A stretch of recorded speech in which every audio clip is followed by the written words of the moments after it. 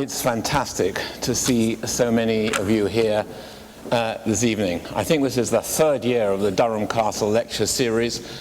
We've had an absolutely fantastic series of lectures.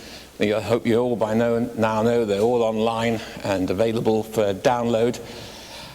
It is a particular pleasure for me to introduce Professor Lord Giddens, otherwise known to everyone as Tony.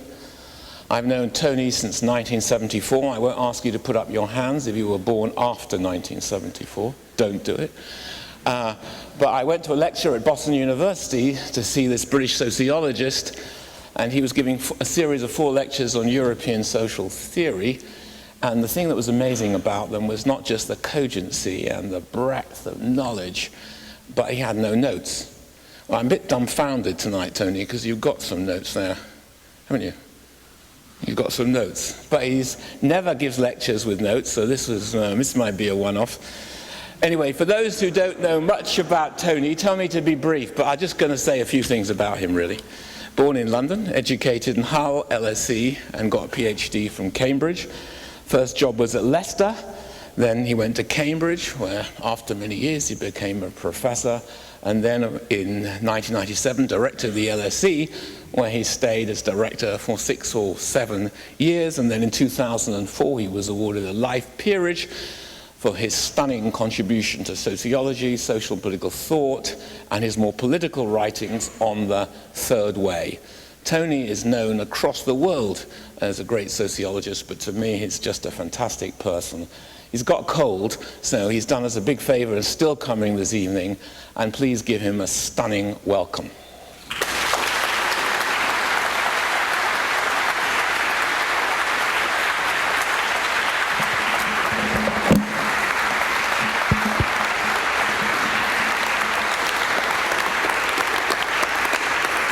Well, good evening, everybody. Can you all hear me if I speak like this?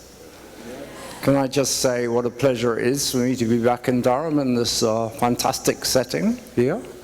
And I'd like to thank David very much for inviting me and congratulate him on the extraordinary program that he's built up since he's been in Durham, and on his career too, because that's quite an accomplishment across the years, certainly every bit as good as mine. So you must be so pleased to have him here in Durham. Anyway, I'm very glad to be back. I have to say that what I want to talk to you about is like work in progress. So what I've come here to get from you is sort of reactions, because any ideas you've got would be welcomed by me. I've been working on a book. I haven't got that far with it, but the theme of this book is that we are living, as it were, off the edge of history. I'll explain what I mean by that. And at the moment, this book is called Off the Edge of History, the World in the 21st Century, but if I can work it all out, I might call it by the title that I gave this talk tonight, because that's another way of referring to the same themes.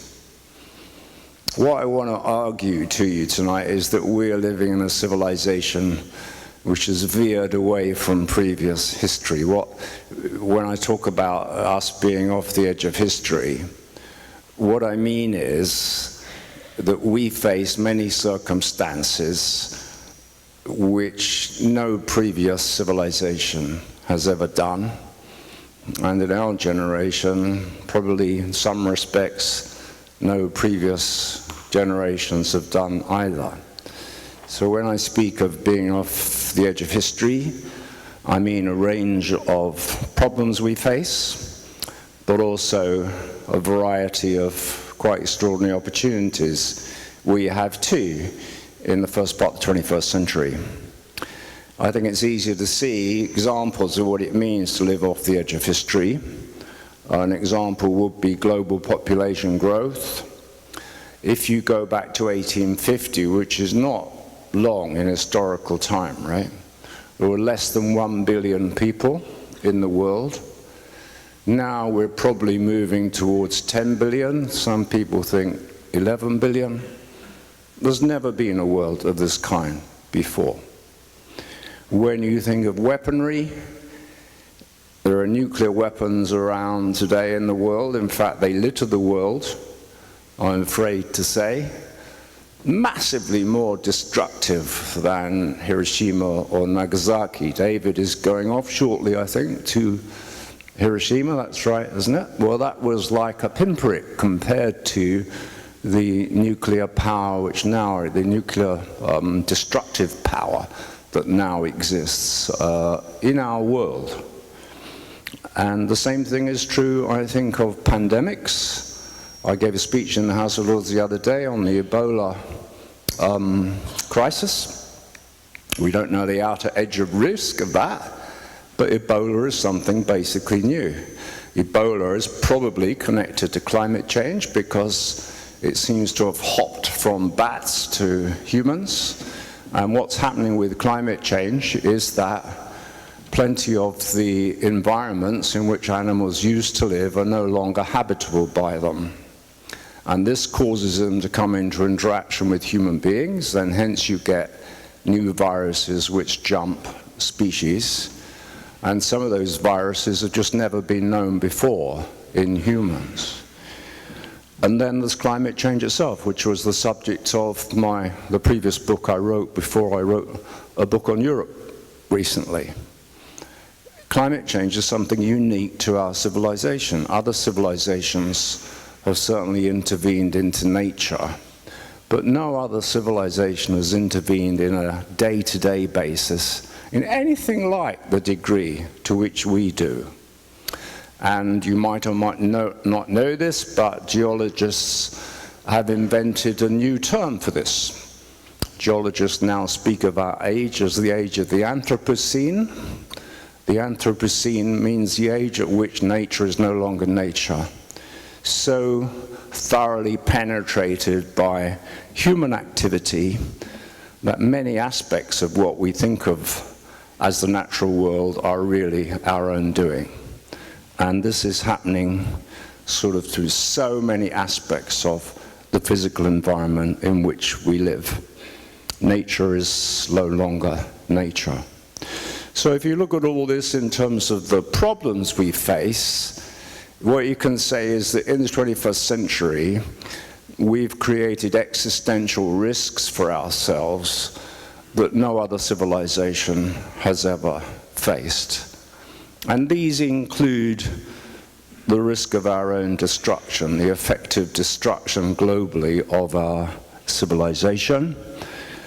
That's why I choose the term Armageddon as one aspect of what I called this lecture. Well, I was looking for some Armageddon jokes, and I didn't find any really good ones, but I found one that I quite liked, so I'll try it out on you. Someone is saying, "Try as I might, I can't spell the word Armageddon." And his friend said, "Don't worry, that isn't the end of the world." It's quite good, I think, actually, because it is the end of the world, and so it's a nice little ironic sort of comment. So our civilization has invaded nature to a degree which has never happened before. But at the same time, our civilization is invading our inner nature and the body in a way which has also never happened before and never been possible before. Not just our bodies, but our inner selves. And you can chart this out in terms of a range of quite extraordinary technological innovations which are happening in our time. Plenty of these innovations are global because that's the nature of our culture in the 21st century. And what used to be the human being is no longer separate from these massive forces. Let me just give you some examples. On the one hand, there is the human being. On the other hand, there is supercomputers, which are getting more and more unbelievably powerful. In 1997, the first computer beat a human being. I think it was Garry Kasparov at chess. That was a computer called Deep Blue. But much more importantly, in 2011, an IBM supercomputer called Watson beat the world champions, there were 3 of them, at a game called Jeopardy. Jeopardy is not like chess. Chess, you could say, is kind of numerical, and therefore you could say, you know, computers can do this. Jeopardy is a word game and a general knowledge game. So it was a massive transition when a supercomputer beat the best human beings in the world at this game. And what's happened is something really dramatic in terms of moving off the edge of history here, because there are many tasks which only about 15 years or so ago, people thought computers could never do. They could never be creative, they thought. They could never do what human beings do in terms of inventiveness. All this is now not the case. Supercomputers are capable of a variety of innovative tasks. They can translate large aspects of natural language, which was at one point thought to be impossible. And one of the examples, actually, that used to be used a few years ago, what computers could never do, was drive a car. And now I'm sure most people here will know the Google driverless car has gone some 300,000 miles, admittedly only on motorways in the United States, without any accidents, apart from 2 accidents which happened when human beings crashed into the back of this vehicle. So we've invaded nature, but now we're invading our own lives and our own bodies in a way which, again, is very dramatic and which is accelerating. There's supercomputers on the one side, but there's also robotics. The advances made in robotics over the last few years are also quite stunning. I went to, talking about Japan, I went to Japan about 20 years ago, and I went to the Sony Media Lab, and I expected them to tell me all about televisions and things, but they said, no, robotics is what we think is the future. So we're concentrating most of our attention on robotics. But at that time, the robot they had couldn't walk upstairs. If you sort of touch it with your little finger, it will fall over. Now robots, just like supercomputers, are overtaking human beings in many different areas. Robots can already run faster than the fastest human being. They can even run upstairs faster. There is a robot table tennis player which has given the human world champion a decent match, and I'd like you to think just how amazing that is, because table tennis is one of the fastest reaction sports that exist. And there are even robot stand-up comics who interact with their audience. And, well, they invent their own jokes. They're not programmed with jokes, they invent their jokes as they go along, rather like a human being does. So this is one of its jokes. Maybe I'll get more of a laugh from this than the previous one. This robot comedian says to the audience, well, there was a time when I tried going out with an Apple device, but it didn't work because she was always eye this, eye that, eye the other. I mean, that was made up by the robot. The robot is programmed, like I'm looking at faces here, to look at people's faces and respond to them. It's programmed to make the kind of hums and haws which a human stand-up comedian would make. If a joke doesn't go down very well, the robot will say, oh, well, I better try another one, or that one didn't go down too well, or whatever it might be. I think you should remember all these things are transforming the face of warfare. Drones are essentially robots. Drones are pilotless robots. At any one time, there are about 5,000 drones in the air sent up by the United States on a daily basis. Some of them weapons drones, most of them surveillance drones. We have our own British drones, which are in action in Iraq as we speak. But it's important to see, I think, until you think about it, you don't realize how much of our lives are robotized, because robots fade over into automation. So take my journey today. I got on the underground, no person around. I put my ticket in the machine reads the ticket, right? Get to the station, the same thing happens there. You go to the ticket machine, it was ordered by your colleague. I didn't have a ticket, there's no one around. I get the ticket from the machine, amazingly it prints it out in the right kind of way. I go on to the train, I don't talk to a person, I just go through an automated thing. I get a bit of money out on the way, that's automated as well. I don't think we've realized how far this process has already gone. Automation shades over into robotics. Now, if you put these things together, and you put them together with science especially, you're getting something which is dramatically transformational about our lives as human beings. There are just the most amazing innovations going on around the areas of genetics, nanotechnology, some of them being done by computers rather than human beings, because there's a thing called e-science, which supercomputers decipher genetic codes that human beings couldn't possibly decipher. So all these things are focusing on us. So what I want you to envisage is one time nature is no longer nature externally. We are on the verge possibly of no longer being human beings. And it's not an exaggeration to say that this is imminent in our lives. My guru in all this is this American writer called Ray Kurzweil. I don't know how many people here have heard of Ray Kurzweil. Who's heard of Ray Kurzweil? Some people anyway. Ray Kurzweil wrote this book called The Singularity is Near, and a range of other writings. The singularity means the time at which artificial intelligence will overtake human intelligence in many areas of life, at least.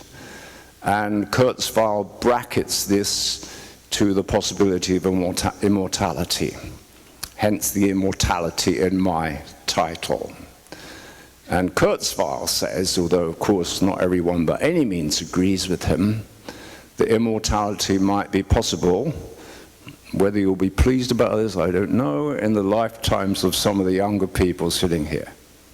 In other words, he thinks within 40 or 50 years, some or other version of immortality might be possible. What would it look like? Well, you have to think of all the things we do to our bodies already, right? There are so many replacement parts we can already put into human bodies. You will have seen the thing in the newspapers yesterday about the person who had sliced his spine in two, couldn't use his legs, and they regrew some of the cells to fix that from nasal cells from inside the person's nose. Most people have seen that, haven't you? Yeah, because it was so widely reported, quite rightly. What is this? Well, it's one aspect of an amazing diversity of forms of regenerative medicine which are likely to come into being, or are coming into being. And then you think of what I've been talking about, supercomputers. Both the United States and Europe have got billion-dollar programs trying to simulate aspects of human brain function on computers. Imagine you could do this in some version or another, and you could at the same time, let's say, clone bodies, or you could recreate human bodies genetically. you can see how a path towards some form of immortality could be charted. And Kurzweil is not a fanciful person. He's an information scientist by origin. He's, by the way, now the technical director of Google, so he's got a kind of organizational recognition too. And for anyone interested in all these things, there's a thing called the Singularity Hub on the internet, where all of this is discussed by people, truly global audience. And he's got this motto, which was the title of a recent study by him, called "Live Long to Live Forever." In other words, you could be, not me, probably not David, but you could be a kind of transitional generation in all of this. Now, what's happening here is that reality is outdistancing science fiction. We just had a little dinner before this, and I was just mentioning there that somebody's written a book comparing science fiction of the 1960s with reality now. And reality, not in all its aspects, but in some of its aspects, has outdistanced the science fiction of 40 or 50 years ago. For instance, there is an account in Arthur Clarke's work of a primitive version of the internet, but the internet is massively more sophisticated than anything suggested here. So this is another off the edge of history move to me. These things had not been possible before. What you have to think when you're thinking about authors like Kurzweil is not that he's right. We really don't know whether he's right, but that these things are imminent possibilities for the first time in our lives, and many of these changes will become much more radical than they are today, with many ethical issues, of course, and social issues surrounding them. So I'd like to argue to you that this is a very unusual world, our world in the late 20th century. Of course it has continuities with previous civilizations, of course it does. Here we are in this room here, for example, and there is Durham Cathedral outside. But there are a whole range of issues, both positive and negative, which human beings have never had to deal with before in this form. And every day, I think they're becoming more and more radical than they were before, because some of these discoveries, particularly at a genetic and a basic level of construction of the organic world, are truly revolutionary, at least in their implications. Depending on, no one knows the speed or the pervasiveness of these things. All you have to accept is that these are imminent possibilities. We don't know how and in what ways they might be realized. Now, it's very interesting, all this, because this division between, on the one hand, massive risks we've created for ourselves, existential risks. By the way, there is a Centre for the Study of Existential Risk in Cambridge, set up by the famous scientist Martin Rees. He's an old mate of mine, but was the head of the Royal Society, to study these things. On the one hand, you've got that, off the history type risks, off the edge of history type risks. On the other, you've got off the edge of history, a range of potential positive innovations too. So it's an interesting offshoot of this is that two different literatures have emerged around these things. One I call the work of the Doomsday thinkers, and all this is reflected also in literature and the cinema, but the Doomsday thinkers are those who argue that our world may not be able to survive the risks which we've created for ourselves. These risks they are not traditional risks. They're not. They are the risks of living in a humanly interdependent, globalized, technologically rapidly advancing universe, the one which you live in. Martin Rees, you could classify as one of the Doomsday thinkers. He wrote this book a few years ago, well worth checking if anyone's interested in these things, called Our Final Century. Martin Rees, R-E-E-S, our final century.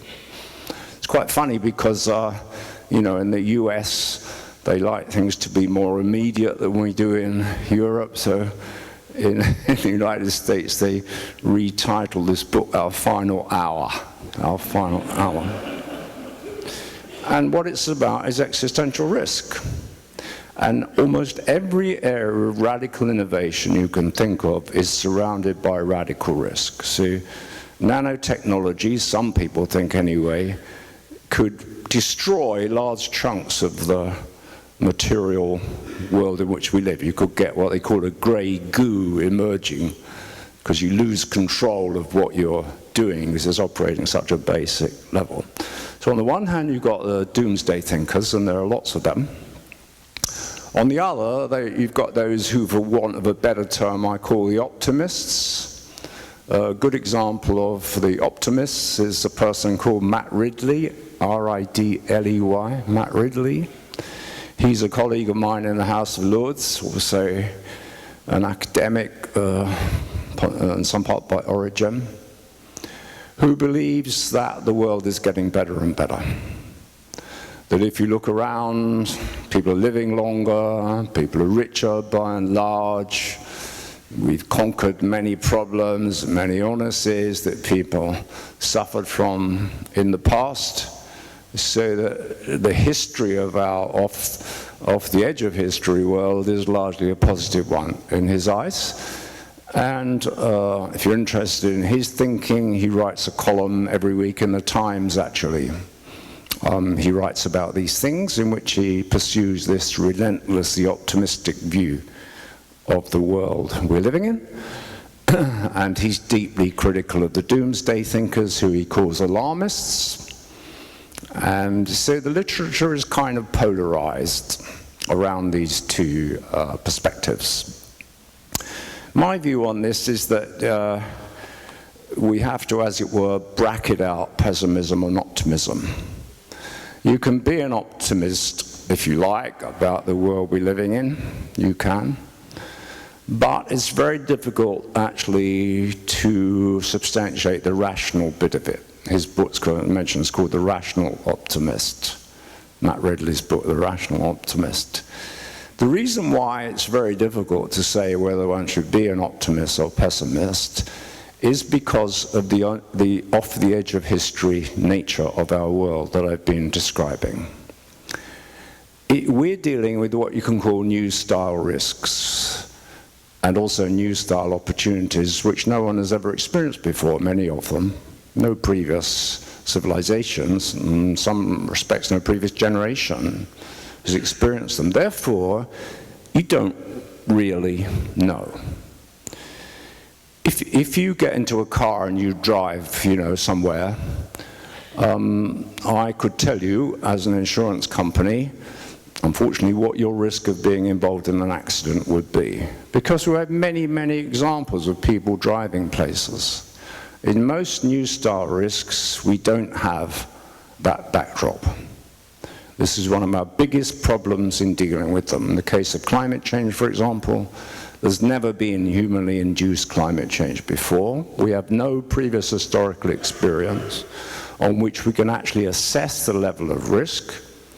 And that's why some people call themselves climate change skeptics. Matt Ridley is one of those climate change skeptics. We don't completely know because it is a new risk environment for us and one of global proportions. It's one of the main reasons why the world is finding it very, very difficult to come to terms with the changes that would be needed to limit humanly induced climate change. But to me, it's one of the greatest risks which we face because extreme weather patterns will become more and more pronounced, very likely. They'll overlap with the other issues I mentioned, population growth, possibility of war involving nuclear weapons. There's a horrible kind of risk environment there.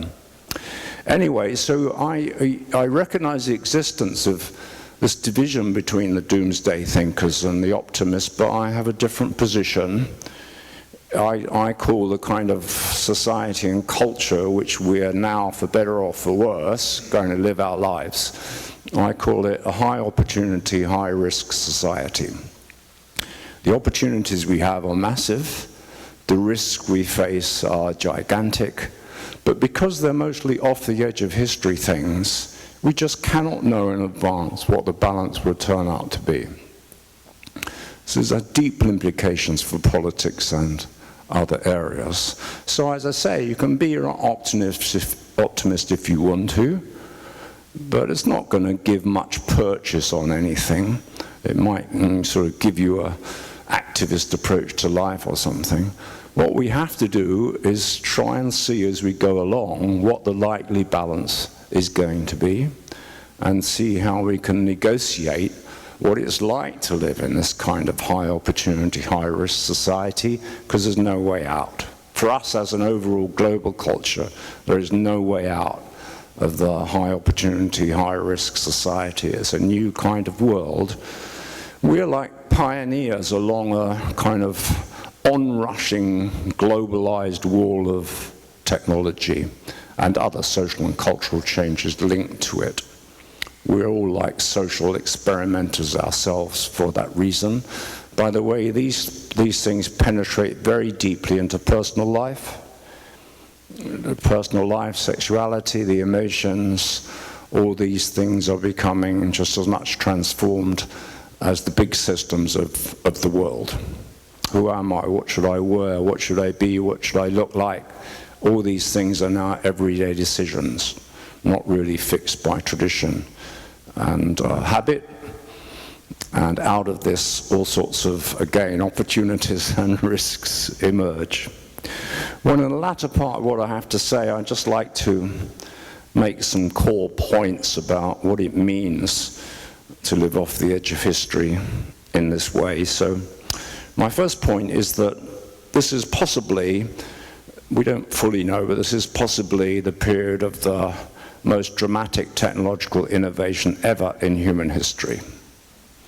You could say, well, you know, the time which electricity was captured, very, very important, you know, when the steam engine was introduced, or whatever it might be. But it seems to me the scale and the scope and the intensity of change now is much greater. One of the reasons being that it's global. If you ask why there appears to be so much innovation in science, as I say, penetrating both our bodies and the world, is that it's partly because of the global nature of scientific endeavor now. A scientist today can discuss his or her ideas with the global community in an immediate fashion. Some people call this the democratization of science, and it's likely to produce well, it seems to me to be producing a great acceleration in some core areas of the mixture of progress and problems that we are creating. I think a good way to think of this is to compare the invention of writing with the advent of the internet. Writing was transformative for traditional civilizations. You didn't have any traditional civilization, essentially, which didn't have writing. Writing was a means of power, not just a way of describing things. With writing, for example, you could store things. You could store grain if you had records across time and space. So writing was deeply transformative. But it took 10,000 years for writing even to become diffused to between 2 or 3 civilizations across the world. And this was a process confined to elites. It wasn't an everyday thing. Most people couldn't read or write until well into the 18th century, and of course some still can't do so today. Look at the pace of the internet. It is totally unbelievable. The internet is less than 20 years old. It's just completely amazing. The internet has transformed everybody's life. There's probably not a single person here who doesn't use some kind of mobile phone. How long have mobile phones existed? At least mobile phones as computers? 15 years, maybe 12 years. Today, there are more mobile phones in the world than there are people. Not everybody has one. Some have more than one, or 3 or 4. Nevertheless, there's never been anything like this, 5 billion mobile phones, some 4 or 5 billion mobile phones in the world. They didn't even exist a few years ago. There's never been a pace of change like that, and there's never been anything global like that. So that's one reason why I feel all of this has this off the edge of history nature, which henceforth to me will be like crucial to the social sciences and what the social sciences do. And of course the social sciences themselves are deeply involved in all of this, because when I first started and David was talking years ago, we had to go to the bloody library if we wanted to do anything. Now you don't. In the last 2 books I wrote, I didn't go to a library at all. I'm sure this is true. Many people now go to the library to pick up other people, or have a bit of solitude, not particularly to look at the books in the library. Because in many respects, sometimes you need to, but the whole of publishing has become transformed. When we started this publishing company together, there were compositors, people who had to make up the type for every book. It's a skilled trade. Then Zappo, compositors were gone within a period of some 10 years. Everything was computerized. It's just extraordinary, the pace of these transformations. And I would stress they're virtually all global at the same time, in one sense or another. Second, as a consequence, the Enlightenment idea of, as it were, colonizing the future is dead. Our Western culture was based upon the notion that the advance of rationality, the advance of science and technology would allow us to conquer the future. Because of our increasing knowledge, we would be able to march confidently into the terrain of the future. I would suggest to you that because of the being off the edge of history, the opposite is in fact the case. We live in a world of don't know futures. Of course, you never know the future. Karl Popper said, by definition, you never know the future. But we don't know many of our futures in a different sense, in a sense in which there are so many changes going on with no strong historical roots, as I've described, that we just don't know what the consequences will be. And I think living in a kind of don't know future, again, infects our personal lives too. There is a kind of don't know quality about tomorrow in personal life, I think, in a certain sense, that you're talking about something which goes actually from the intimacies of life through to global futures here. If you ask me what's going to happen to the world economy, I don't really know, and nobody in the world really knows. If you think back to traditional civilizations, you never knew whether some guys would come marching over the top of the hill and kind of crush you and kill everybody, but by and large, traditional civilizations, one day the world was the same as it was the next day.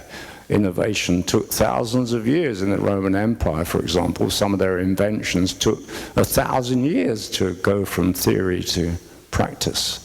Our world is immediate, but the consequences are imponderable. So this is a very important thing, because our relationship to the future has changed in the very core of what we thought our civilization was going to be specifically good at, making the future open, accessible, and controllable to us. It doesn't really look like that at all, or only in certain areas. Thirdly, since the risks we face are so huge, and since many of them are off the edge of history type risks, we're going to have to do quite a lot of thinking which is essentially defensive, I think. In other words, in many spheres, we're going to have to turn to what's called nowadays backcasting rather than forecasting. Forecasting belongs to a world where you thought you were going to know the future. Of course, you can't get away without some kinds of forecasts, obviously, but now you recognize how difficult it is. Backcasting is the opposite of that. It means working back from the risks we face, and to some extent from the opportunities we face, to see what you should do today. So this is the mechanism by which most people, for example, try to deal with the issue of climate change.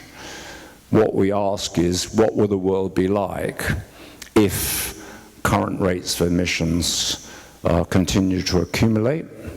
And then you track back and you ask, well, what do we have to do to stop this world coming about? That's essentially backcasting. Backcasting is likely to become more important feature of our lives. And again, I tend to think in personal life as well, you know. Our personal lives certainly don't have the shred of custom and tradition they used to do. And so we also, you know, someone who gets married today probably is always thinking, you know, well, what would happen if I got divorced? Because the level of divorces is very high in our society. You'd be irrational if you didn't think that. Well, you didn't think like that a few generations ago, and indeed divorce was impossible, especially for women in most cultures until relatively recently. Now the majority of divorces, at least on the surface of things in Western countries, are actually initiated by women, although we don't know what that really means. So I would stress all the way through, you're talking top to bottom change here. You're not just talking of massive changes. These things are deeply imprinting themselves on our everyday lives. And the same mixture of risk and opportunity, which is happening globally, is also happening on the level of intimate life to all of us, I think. Finally and fifthly, we may be moving off the edge of history, but history will always come back to haunt us. We may be moving off the edge of history, but history will always return to haunt our present.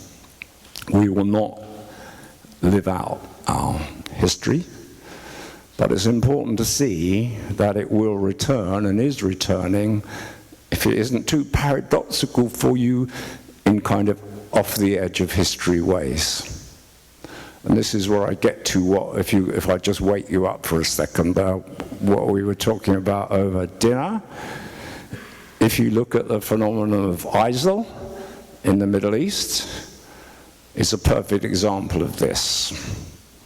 ISIL is trying to rewrite long-term history, right? It's trying to rewrite history before the Western encounters in the Middle East that go back at least a couple of centuries. It's also trying to rewrite what happened after the war, First World War, when the French and the British drew a line in the sand to say this bit is ours and this bit is yours. So what ISIL is doing is deeply historical. What ISIL is doing is kind of medieval, because they're cutting off people's heads, and they've got this extreme oppression of women, which is a key part of their outlook. On the other hand, ISIL is hyper-modern, because ISIL couldn't exist, I think, without electronic technologies, without the social media, without digital communication on the battlefield, indeed. One of the reasons why ISIL has been successful on the battlefield, or at least thus far, is not because they managed to get tanks from what used to be the United States and other military equipment. That's part of it, but they've also got quite sophisticated battleground tactics because of electronic communication. It wouldn't have been possible 10 to 15 years ago. And it asks you to think of these beheadings, because it's one thing, you know, this is medieval, isn't it? Because, you know, we used to behead people in this country until like well into the 18th century. The French beheaded people formally well into almost the verge of the 20th century with the guillotine. So beheading is not alien, it's part of our culture too. But what gives ISIL its specific purchase is the communication element of it. Because ISIL can now communicate directly with any political leader via electronic communication, and of course can display the beheadings. So you have a meeting point of the medieval and the avant-garde, which I think is very much a part of this whole process of transformation that I'm describing. So when I say history will never go away, I mean it in a strong sense. Wherever you look, let's say the history of Christianity in Durham, 1,000 years old, Durham Cathedral, something like that, that's still there. But it's going to be filtered through the world I'm describing.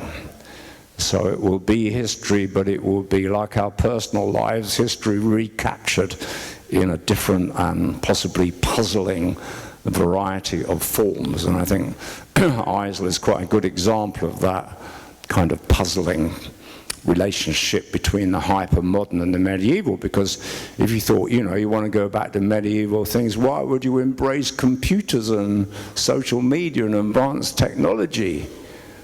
But that is exactly what they do. So I think, far from this being unusual, it is going to be a sort of, I'm not saying in this violent form, but part of the world that we are living in.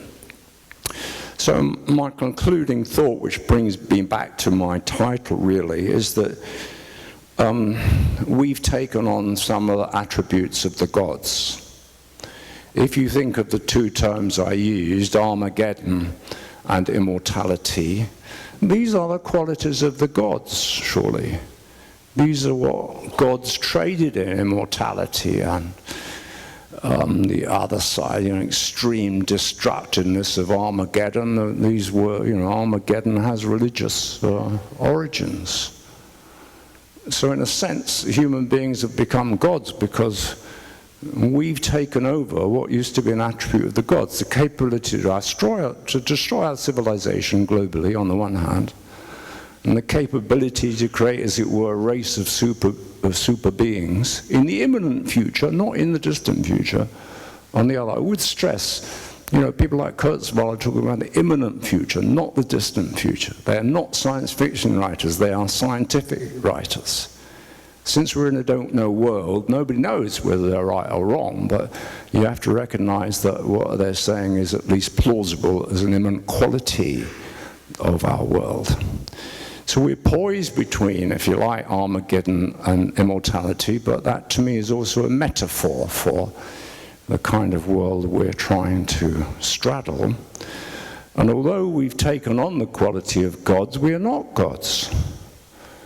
That's what makes it so disturbing, I think, to kind of, if you think all these things through. I mean, it's an obvious reaction just to push it all away, but you can't really if you're a social scientist anyway. Because we have created these godlike things, but we are not gods. We are fallible human beings. So we just don't know in our don't know future whether we can control the forces that we ourselves have unleashed upon the world. We don't know whether we can maximize the benefits and minimize the risks. I don't see any way back except for a return to primitivism of some form or another. This is the world in which everyone here, for better or for worse, will have to live their lives. And again, I take you back just to finish with a science fiction of the 1960s, which was a story, I don't know, some people here probably know it, some of the sort of aging generation here like me might know it, which is about when scientists decided they want to find out whether God exists, right? And so what they did was to get all the computer experts in the world together. And they built something like we would now call a supercomputer, but didn't exist in the 1960s. They built this gigantic computer. They spent years doing it. They spent millions of dollars or pounds doing it. And the point of this was to find out whether God existed. So, you know, they spent all these years on this bloody computer.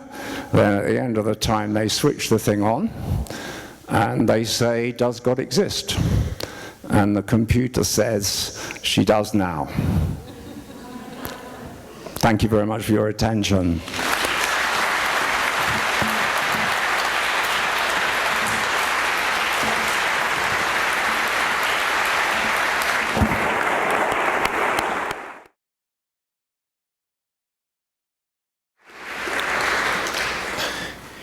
Every lecture I've ever heard Tony Giddens give has been a tour de force, and this was another one. And all of them, they're never the same. But I've got one question for you, Tony, as a social scientist and as a sociologist, which is, where's the human agency in your narrative?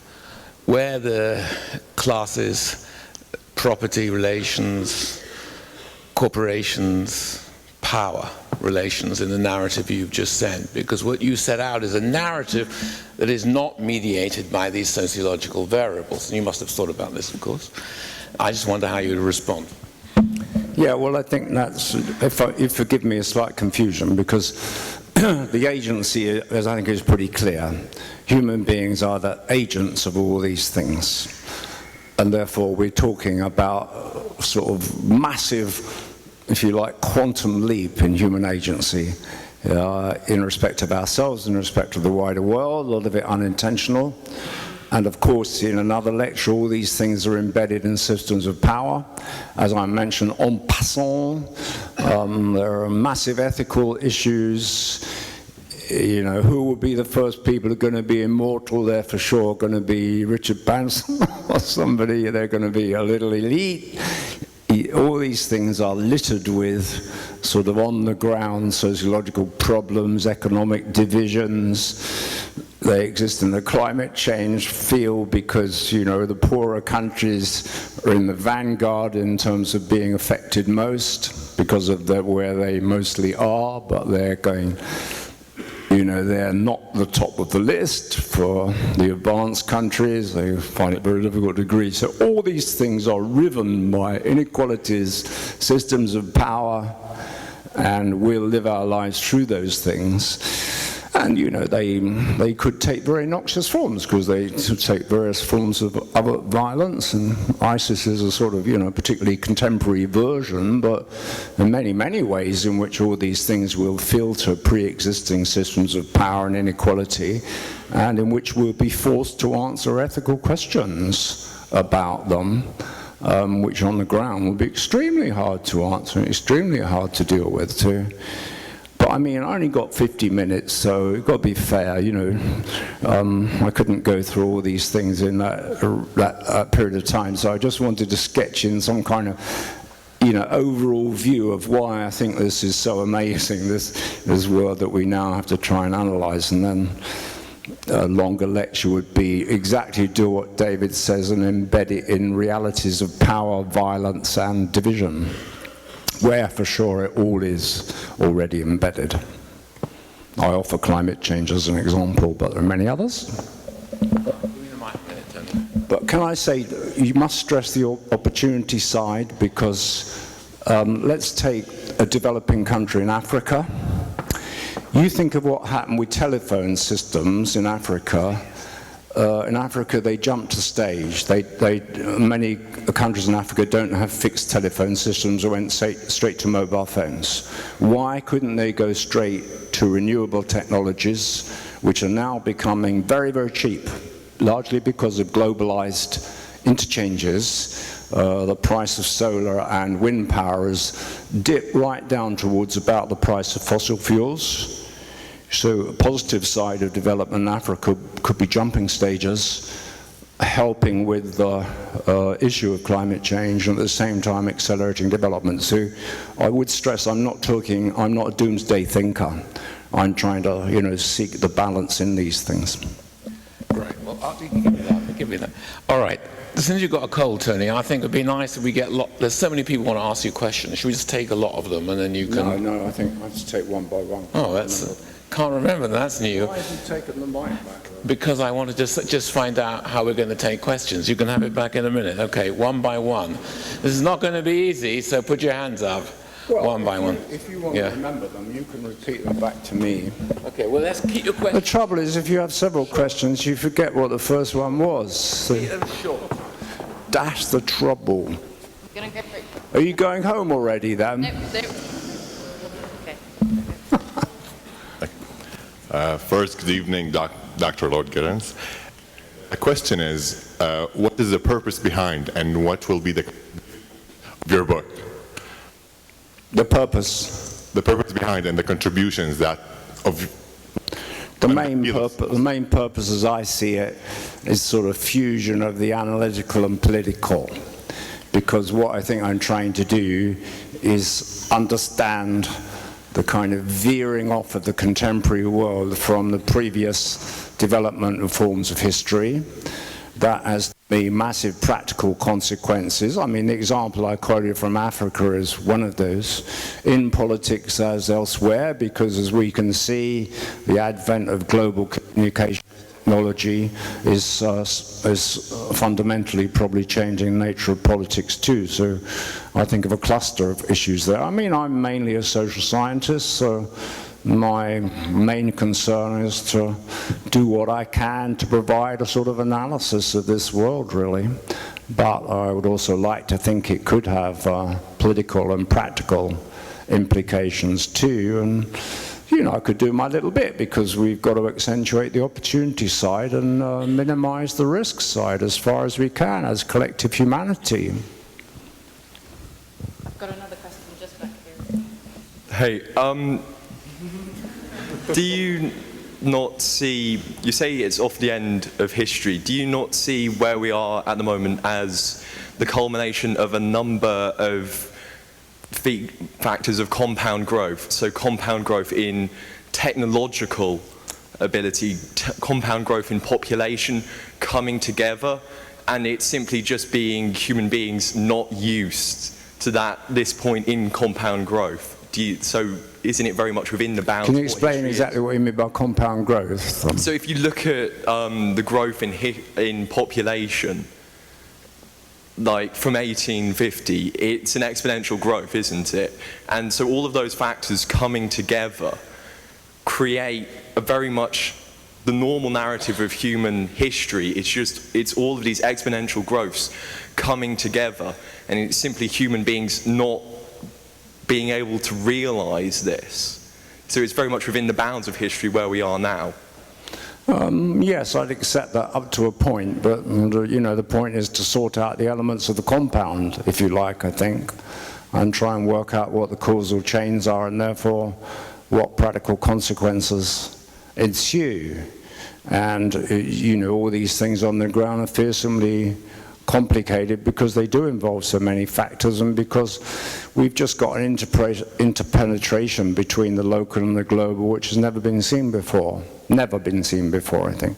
I mean, you know, you have to sort of think how amazing it is that you can talk to someone on Skype on the other side of the world and for nothing, and see them talking back to you. It doesn't matter where they are in the world.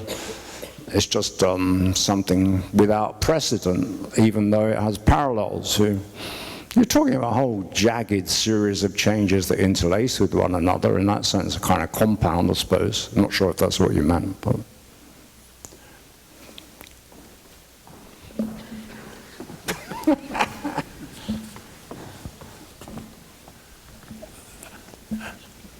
At the risk of sounding too much like a doomsday thinker, I wonder whether you agree with Thomas Piketty's analysis of capitalism tending inevitably towards a growing inequality, and whether you think we require more radical redistributive policies in order to allow opportunities for a wider section of society. Yeah, I mean, I think first of all we start with the phenomenon of Piketty's book. I take it most people will know this book about global inequality. One of the amazing things is the success of this book, because apparently it's sold 500,000 copies. It's a fat book that no one will ever read. It's a bit like History of Time, or Brief History of Time, you know, that sort of thing. But it's symptomatic of the fact that so many people are interested in this issue, I think. And yeah, I mean, there's a whole another lecture there, because I think we've essentially lost control of large elements of the global economy which influence our lives, and we have to collectively try to get them back within control. Extreme inequality at the very top is one of those things.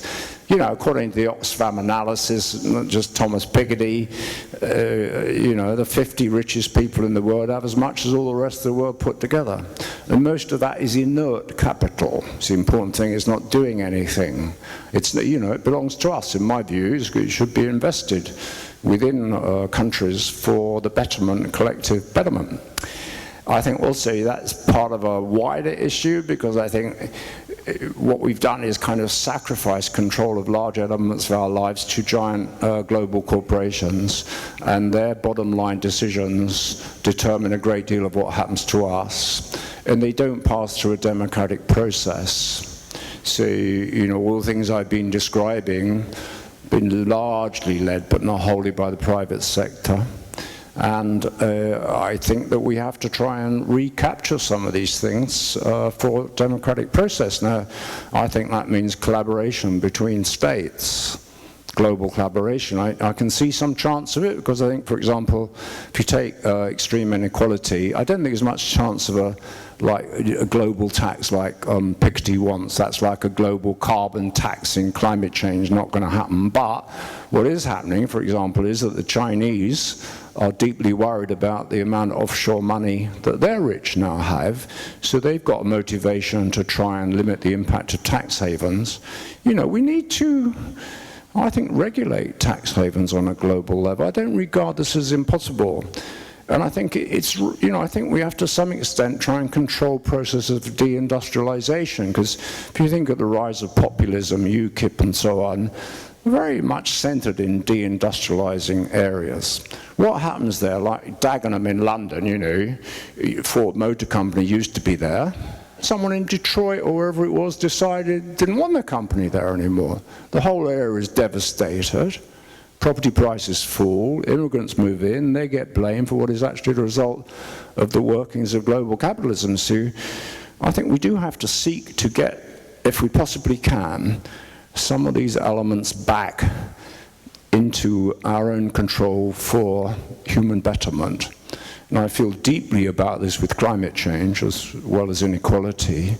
If we can't do that, we're running terrible risks with our future. You know, the reason I think this is you just have to remind yourself of the awesome power of nature. You think of the typhoon going through Japan and the cyclone through India. You think of those things being 2 or 3 more times more intense. I mean, it's awesome. You know, nature is awesome. Well, what used to be nature is awesomely powerful. So there's a huge sort of agenda, I think, tied to all this, and it could have a strong positive side.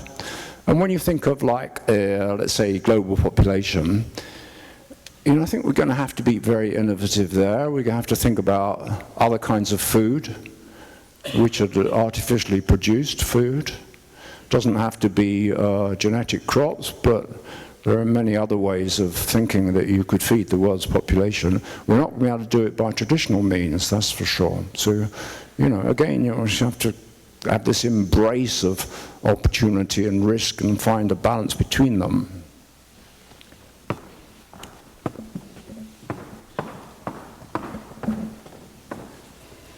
Thank you. I would like to ask, do you think inequality in some instances... Is everyone here at the back all right? Can you hear at the back? So I'd like to ask, is inequality in some instances a good thing, for example, for human evolution? For example, if all countries had the technology to create nuclear weaponry at the same time as America and Russia had, I don't think the world would be here. So do you think inequality in this whole process is necessary, perhaps, to, for example, if some African regimes got hold of the technology, they could easily use them? On the whole, I don't really agree, no, because I think once you've released these things in the world, a poorer country that got nuclear technology, for example, would be least equally dangerous to a richer one. So I think it's disturbing if Iran gets nuclear weapons, because it adds a new factor to the world. Pakistan is like a very messy country, got nuclear weapons. We all should be pretty worried about that, I think. So I don't think there are any simple connections of that sort, really. I think extreme economic inequality is a real problem for our times. That's not the same as nuclear weapons and so on, but it's a real issue for our times. And if we can't redistribute some of that wealth, I can't see how we're going to deal with some of the social problems we have. And then you could see, you know, a return to fascism, or you could see, you know, very unpleasant political movements developing, because I think, you know, UKIP and these other groups, not saying they're fascist, but, you know, they are rooted in a feeling of loss of power over our lives, loss of control over our lives. And this is what's happened in many areas, not because of the gods, but because of us. And if we produced it, we should try and do something about it at this stage. And we shouldn't just say, well, all politics is national and therefore can't do anything about the global economy. I used to believe that, but I don't believe it anymore. And I think we have to use concerted human power to contest some of the very things that we've created. And that includes extreme inequality. Of course, sometimes You know, inequality can have a positive side, can motivate people, da-da-da-da, so no one's going to argue for a wholly bland, radically egalitarian society, I think, but there's a level beyond which, and well beyond it, in which there is just extreme inequality at the very top, which is dysfunctional for all of us except for the super rich themselves. My opinion, anyway. But then I'm not one of the super rich, so what can I say? David is, so he could give a kind of view of that. Can I just ask about this notion of after history? As I understand that, it's kind of the replacement of left and right with up and down. So if we no longer have a cleavage between those arguing for equality and those... No, I mean, forgive me, I can't have explained it very well. But what I mean by off the edge of history is that we're confronting a range of opportunities and problems that have not existed in the same way, either before the advent of industrial civilization, which is only 150 years old, or perhaps even before the 21st century in the case of the internet and things related to it. So by off the edge of history, I mean issues and problems which we can only, in a very general way, turn to previous history to try and explain and deal with. Nothing to do with left and right. But as described by Kurzweil and the sort of transhumanists, they would argue that we've moved beyond left and right and that we've replaced left and right with up and down. And so the black sky thinkers are saying that technology provides us with opportunities to basically download ourselves into heaven so we can live forever, go into space, and effectively solve all our problems technically. And we don't have social cleavage, we just have nature that we have to confront, that we have to basically transcend. Then there are black flag thinkers, as you say, ISIS, who basically say technology is the devil, although they use it. And if you're in a sense saying that we need to address issues of inequality, surely we do have to go back to the left-right divide and actually not just talk about inequality, but actually talk about the distribution of opportunities and risks, because... well, I mean, I'm a social democrat. I put myself on the left of politics. I don't think the left-right dimension is over and irrelevant. I just think it's operating in a very different world from even 50 years ago. You know, the origins of, let's say, the Western welfare state, very different from the issues we have to deal with today in welfare systems. So, but I still think left and right have some meaning, although they don't have like a total meaning. And in this world, you get all sorts of reactions, because we're talking of a world which is reflexive on a gigantic level. So if I can take an example, I was talking again to someone over dinner, in the Ebola epidemic in the United States, there is large groups of Ebola survivalists who say that Ebola is much more dangerous than the officials say, and are organizing themselves electronically to confront a situation in which there might be collapse within the US.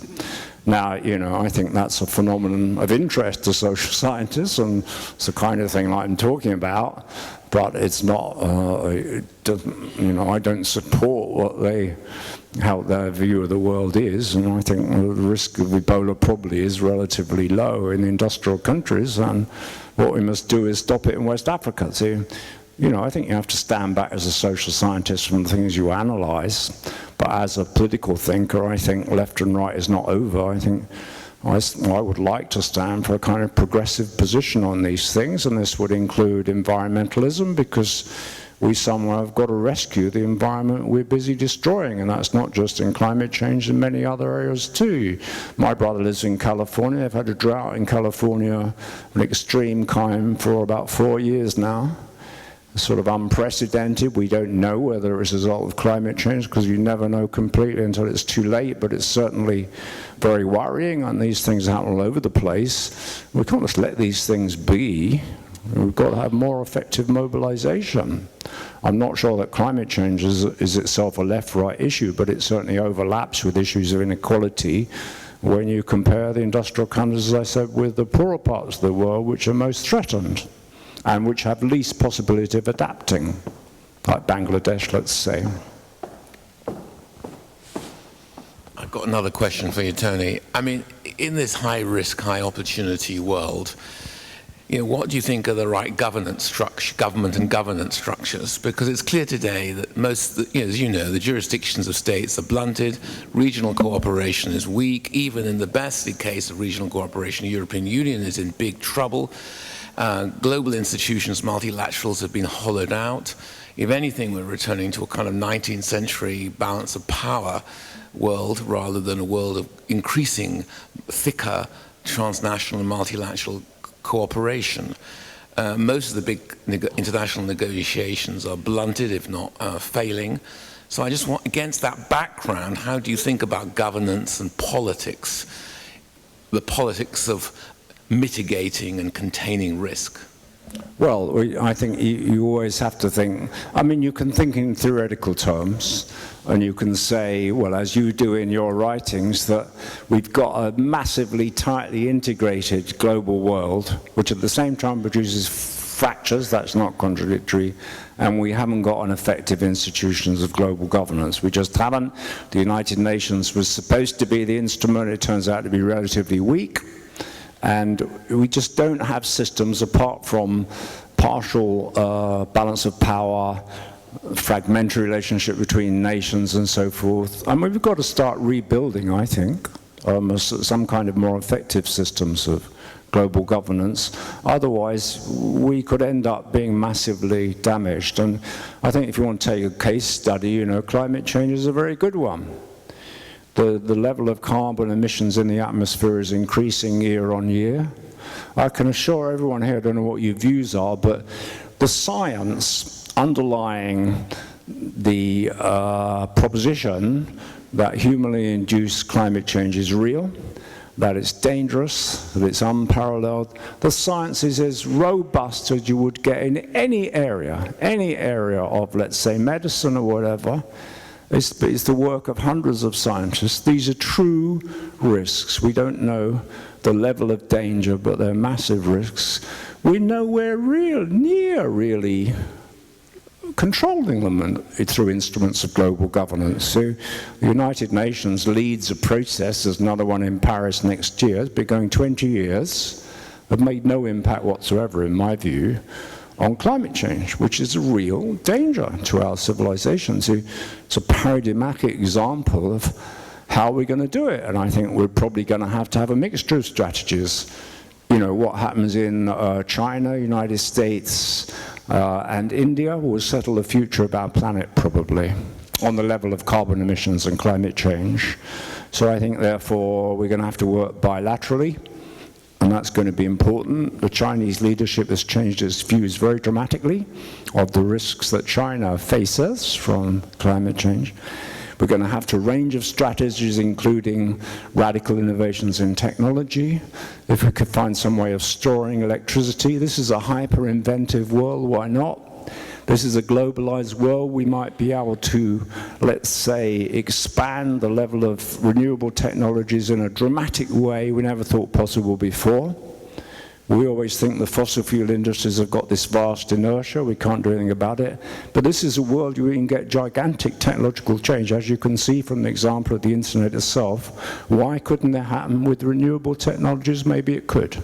And that's what I come to think anyway. So, a package of measures, I think. And this is not fiction. This is our world, If we can't control it, we're in deep trouble. So, we must think inventively, and that, as I take it, is what your whole, research organization is contributing to, dramatically and profoundly. I'd like to ask a question, bringing us back to interpersonal relations. What does living off the edge of history mean for intimate relations? And I'm thinking back to transformations of intimacy and the kind of what possible analysis there is in relation to this. No, thank you for the question, because I wrote this book called The Transformation of Intimacy about 30 years ago now, which was about changing nature of sexuality, personal life, personal identity, our relationship to the body. And as I was trying to say in the lecture, I think these changes are global and intimate, therefore they are all reflected and evinced in and expressed in and reacted to on the level of everyday life.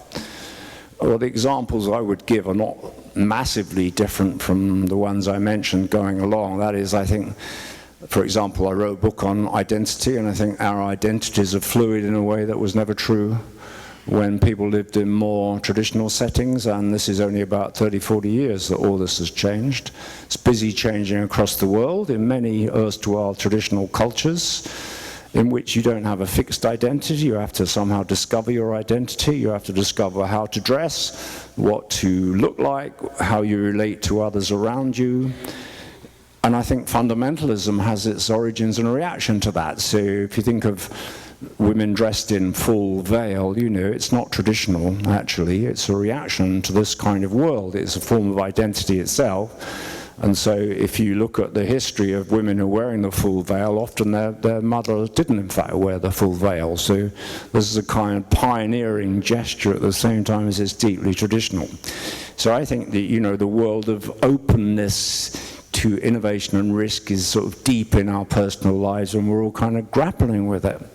And I think it infects sexuality too, because I argued in that book, I would still hold sexuality is no longer a given thing, it's a kind of plastic, malleable sort of set of processes and so on, with many options, in some sense, which you have to choose. We're in a situation where you kind of have to choose. It's the same with diet. You know, got an obesity epidemic across the world now, which is related to a world where we all have struggles with the body. What to look like, what to eat. We're all on a diet. Diet means different things to different people, but virtually none of us grows our own food anymore. Everybody used to grow their own food. So, I mean, when you get the advent of supermarkets, and they're now, you know, in China and India, everywhere, it's a fantastic transformation of self-identity, body as well, linked to those global changes, I think. So I understand it, the work you're doing, you know, is right on the cutting edge of those issues. And I think it's the same as elsewhere. It's a mixture of risk and opportunity where we don't know in our personal life quite where it's going to go and quite how we should handle it. But I think it's pretty deeply reflexive, because an example I gave, you know, not that many people in a Western country really get married these days without kind of thinking about the somewhat fragile nature of marriage and the fact that divorce rates are high and so forth, and you don't quite know how women are expected to behave, you don't know quite how men are expected to behave.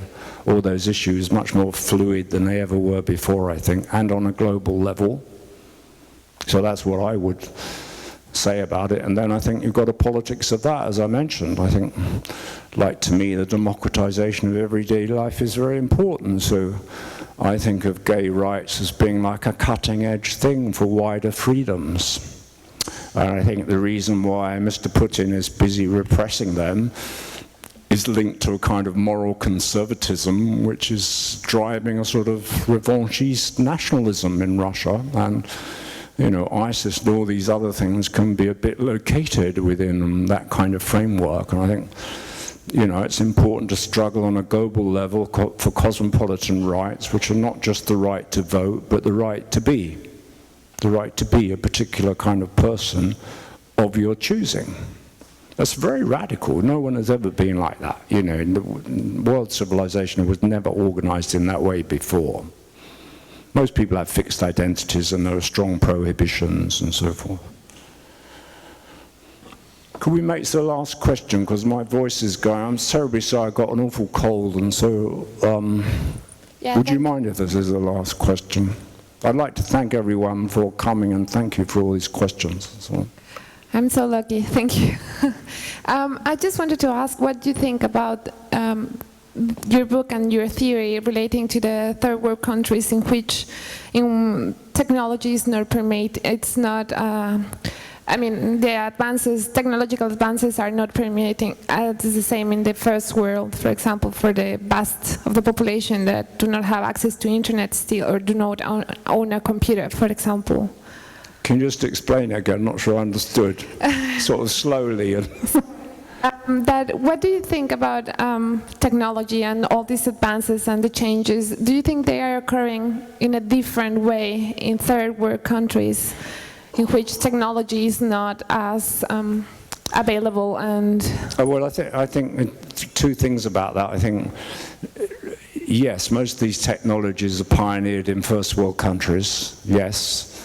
Not wholly anymore, because if you take India and you still regard it as a developing country, massive areas of high technology there, massive inventiveness, I think. Nigeria, you have very interesting, innovatory forms of, let's say, music and all sorts of other things. So I think the division is kind of breaking down. But I think the main thing about development and so on is that it's a different ball game now. I think it's possible to leapfrog things much more quickly, in principle, for a poor country than it was before. And I think it's very important to do so. So, I mean, I spent a fair amount of time studying Bangladesh in relation to climate change. And it's really interesting what's happening in Bangladesh because, first of all, they're using very high-tech satellite systems which they can predict in advance the movement of weather patterns in a way they couldn't have done before and protect farmers. But they are converging those with very low-tech means of using kinship groups to organize farming on a local basis. They invented these things called floating gardens in Bangladesh, which have since been taken over in some of the industrial countries, like the Netherlands, for example.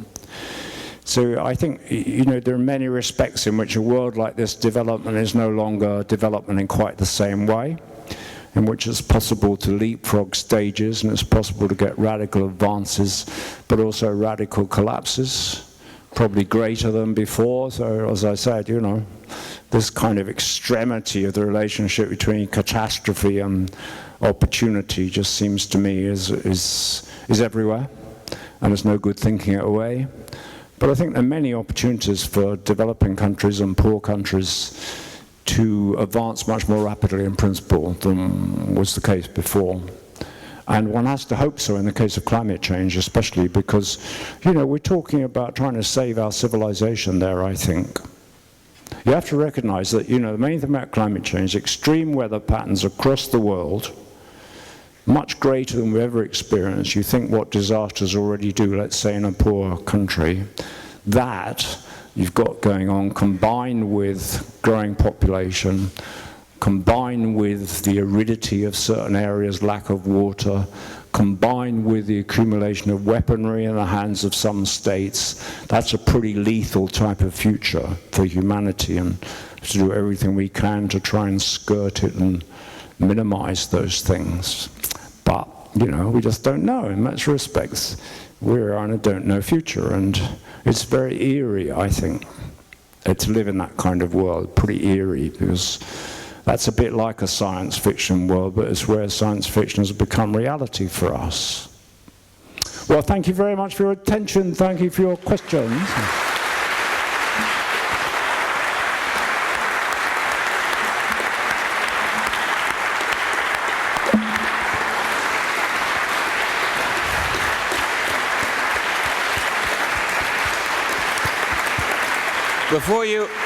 Before you all go, you should check the website for the next series of lectures. On the 5th of November, the next one is Navi Pillai, who's just stepped down as the UN High Commissioner for Human Rights. She's a very controversial figure. She's been very effective in that role. It will be another fantastic party here at the same time on the 5th of fireworks night.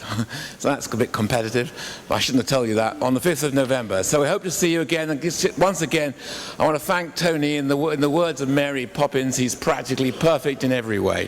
Thank you, Tony.